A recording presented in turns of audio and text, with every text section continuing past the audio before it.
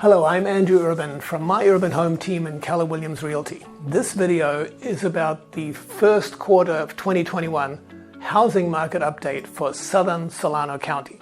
And it's been a very interesting first quarter.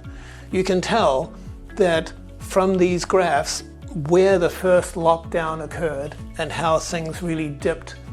But if you then come over here into 2021, you can see there's been a steady decline in the number of active homes for sale and a steady increase in those homes that are sold.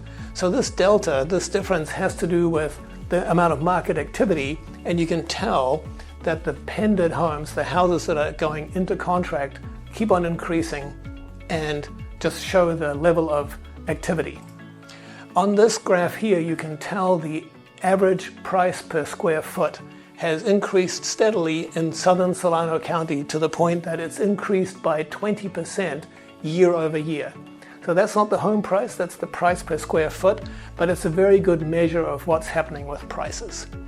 And then finally, in looking at the number of average days on market, houses are on the average on the market a very low 28 days in March of 2021 compared to as high as 60 days just a bit more than a year ago. The other interesting point has to do with the sold to list price ratio. And we can tell that it's been steady at 100%. If a house is listed for 700, it'll sell for 700, but really it's now selling for 104% of the list price. This is a significant measure of the amount of frenzy in the market where buyers feel that they have to offer more than the list price. So what does it mean for us? It means that, to me, I think that Proposition 19 in California is going to allow more over 55 age sellers to carry their tax base with them anywhere in California, their property tax base. This is a significant advantage for older homeowners.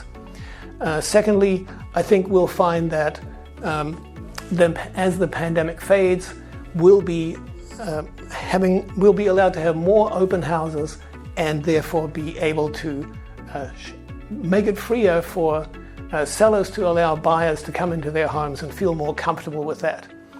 Now, interest rates are still terrifically low, and so buyers are still seeing that they can buy a house for probably 10% less per month than they could a year ago just because of the declining interest rates.